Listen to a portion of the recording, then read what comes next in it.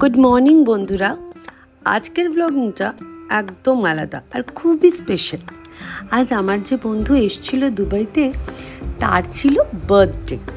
তো সেই বার্থডেটা কীভাবে সেলিব্রেট করব অনেক দিন ধরেই প্ল্যান করছিলাম, কিন্তু তারপর আমরা একটা সুন্দর জায়গা বেছে নিলাম। আমরা এই বার্থডে উপলক্ষে একটা সুন্দর লাক্সারি ইয়ট ট্রিপ করেছিলাম। দুবাইতে বার্থডে সেলিব্রেট করার জন্য এর থেকে ভালো জায়গা আর হয় না।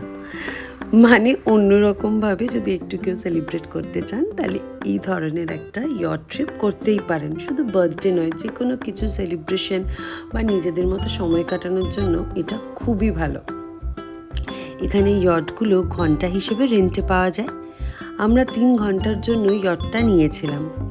দুবাই মারিনার ওই বিশাল বিশাল বিল্ডিংগুলো দেখে নীল জলের ওপর দিয়ে ইয়টে করে ভাসা, এই এক অন্যরকম অনুভূতি। চলুন ভেতরটা ঘুরে দেখি। এবার প্রথমেই ভেতরে ঢুকে আপনি অবাক হয়ে যাবেন। মনে হবে না যে আপনি কোনো নৌকাতে আছেন, মনে হবে একটা ভালো অ্যাপার্টমেন্টে ঢুকেছেন। একটা দারুণ ড্রয়িং রুম, তাতে আরামদায়ক সোফা, সেন্টার টেবিল, সব কিছু পারফেক্ট। এখানে খাবার গরম করার জন্য মাইক্রোওয়েভ আছে, ঠান্ডা জল বা ড্রিঙ্কসের জন্য ফ্রিজারও আছে। সবচেয়ে বড় কথা, এখানে 2টো বড় বেডরুম আর বাথরুমও আছে। বেডরুমে বেড আর ওয়ার্ড্রোবগুলো এত সুন্দরভাবে অর্গানাইজড যে আপনি চাইলে এখানে 2-3 দিন আরামসে কাটিয়ে দিতে পারেন। আর কাঁচের জানলা দিয়ে যখন সমুদ্রের জল দেখা যায়, সেটা সত্যিই মন ভালো করে দেওয়া একটা দৃশ্য। ভেতরটা তো দেখলাম, এবার একটু ওপরে যাওয়া যাক। তবে রিদমকে নিয়ে উপরে যাওয়া খুব রিস্কি ছিল, কারণ ওখানটা পুরো খোলা আর চিল করার জায়গা। হাওয়াও দিচ্ছিল ভীষণ। তাই আমি ওকে একটু করে খেলায় ব্যস্ত করে রাখছিলাম, আর নিচের দিকে রেখে ওকে অনেক কিছু খাবার দিয়ে আমি মাঝে মাঝেই উপরে চলে যাচ্ছিলাম। হ্যাঁ, অবশ্যই ওকে দেখার জন্য কাউকে না কাউকে রাখতে হচ্ছিল। ওখানকার হাওয়া আর ভিউটা সত্যিই দারুণ। দুবাইয়ের স্কাইলাইনটাও ওখান থেকে অসাধারণ লাগে। কিছু সময় একা একা ওখানে স্পেন্ড করলাম, কিন্তু মনটা পড়েছিল নিচের দিকেই। তাই আবার নিচে ফিরে এসে রিদমের সাথে খেলতে শুরু করলাম, একটু খাওয়া দাওয়া করলাম। বাচ্চাদের নিয়ে এরকম ট্রিপে একটু এক্সট্রা সাবধানতা দরকার হয়, কিন্তু তাদের হাসি মুখটা দেখলেই সব যেন মনে হয় একদম পারফেক্ট আছে। আমরা ঠিক সেই টাইম স্লটটা নিয়েছিলাম যেটা আমরা সানসেটটা দেখতে পাই। মিডল ডেকে গেলাম, যেখান থেকে ইয়ট অপারেট করা যায়। এখানে 3টেই ডেক ছিল, বলতে গেলে 2টো ডেক ছিল, একটা একটু এক্সটেন্ডেড এরিয়া ছিল। ওখানেও বসার দারুণ জায়গা আছে। সূর্য তখন ডুবছিল, নীল জলটা যেন পুরো সোনালি হয়ে গেল।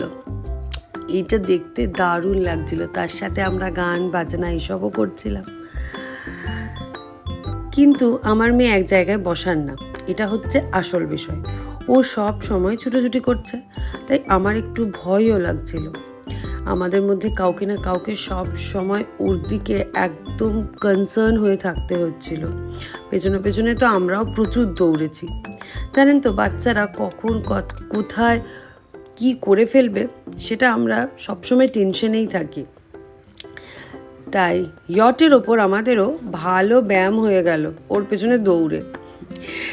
যাই হোক, এখানে প্রচুর সিগল পাখি আছে।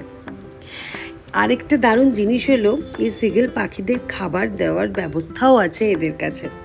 কারণ এখানে ফটো খুব ভালো আসে যখন ওরা এক ঝাঁকভাবে আসে খাওয়ার জন্য। ওরা এখানে ব্রেড জাতীয় একটা রুটির মতো দেয়, বড় মতো। তো ওইটা ছিঁড়ে ছিঁড়ে উপরে ছুঁড়ে দিলেই পাখিরা এসে হাতের কাছ থেকে নিয়ে যায়। কিন্তু যদি আপনি হাতে দেন বা ইয়টের ধারগুলোতে রেখে দেন ওদের খাওয়ার জন্য, বা ওরা এসে খাবে, সেটা কিন্তু ওরা খায় না। আমরা অনেকক্ষণ ওইটাও ওয়েট করেছিলাম যে ওরা যদি এসে খেয়ে যায়, কিন্তু ওরা খায় না। ওরা ওইরকমভাবে ছুঁড়ে দিলেই খেতে আসে। কিন্তু এই যে রুটি ওদের দিচ্ছি, এটা রিদম দেখে পুরো অবাক হয়ে গেছিলো। সেই পাখিদের রুটি দেখে ওরও রুটি খেতে হঠাৎ করে ইচ্ছা হয়ে গেছিলো। তখন ওর কোনো চকলেট, চিপস, ওর কিচ্ছু চাই না, ওর রুটিই চাই। আর ওই শুকনো রুটিও খাবে। বাচ্চারা বললাম না, কখন কি করে কিচ্ছু প্রেডিক্ট করা যায় না। হাসতে হাসতে আর গল্প করতে করতে কখন যে সন্ধে নেমে এলো আর আমাদের ইয়ট থেকে নামার সময় হয়ে গেল বুঝতেই পারলাম না। দিনটা অসাধারণ কেটেছিল আর সারা জীবন মনে রাখার মতো দিন। এক তো বন্ধুর বার্থডে সেলিব্রেশন হলো এখানে, আর আমার জন্য এই রকমভাবে সানসেট ইয়ট ট্রিপ প্রথম ছিল। আপনাদের এই ভিডিওটা কেমন লাগলো অবশ্যই জানাবেন।